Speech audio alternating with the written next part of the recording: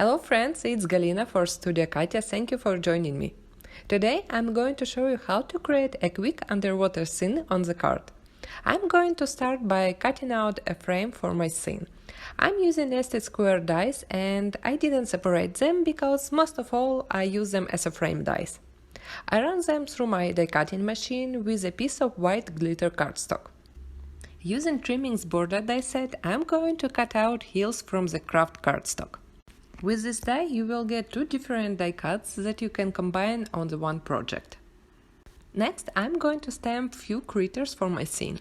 I'm stamping on a white smooth paper with magenta black ink because later I will color them with my Copic markers. I love to have a lot of pre-cut and pre-stamped images in my stash, so I'm stamping a few extra images for my future projects or if I will need to create a card in a very short time. As I was saying, I'm going to color my critters with Copic markers. For the tiniest images, I use only 2 colors per image, and I won't do any detailed coloring. Even for the coral, I'm using only 2 markers, bright yellow Y08 and the red one R05. They are mixing well, and I will blend those harsh lines with a second layer of ink. But the little octopus will be my focal point, and he is big enough to color it with the different shades and shadows.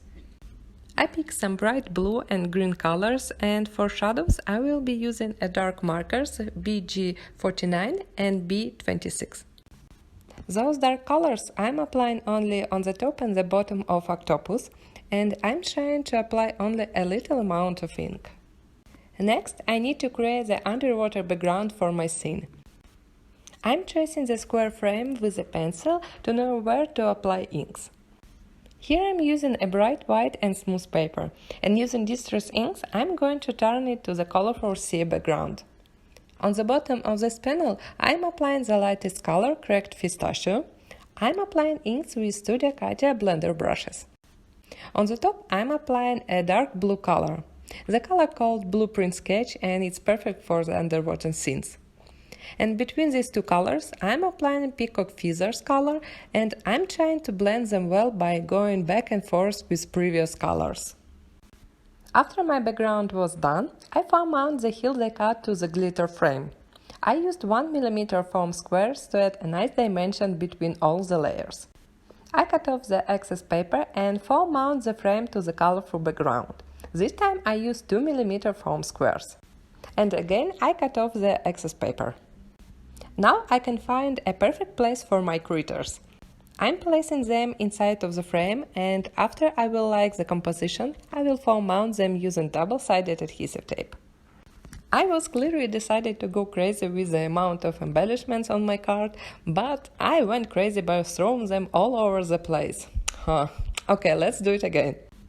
To embellish my card, I use the pretty iridescent bubbles in different sizes. Here I have 2 sets of them, and I'm going to add as many bubbles as I can. I will put them everywhere and even on the octopus, and I'm placing them using embellishment band, and later I'm going to glue them with Studio Katia liquid glue. After I finished adding bubbles, I cut out a dark blue panel for my card, and I'm going to heat emboss a white sentiment on it. I'm using a small sentiment stamp from Under the Sea stamp set. I'm stamping it with a clear Versamark ink. After I will heat set it and remove anti-static powder with a cloth. I attach the card panel on the A2 card base, and I'm going to glue the frame on it. And here is a closer look of my finished card. I'm totally in love with this cute scene and all the beautiful bubbles on it. Thank you so much for spending time with me. Full supply list you can find in the video description below. And if you like this video, please press thumbs up, and I will see you next week. Bye!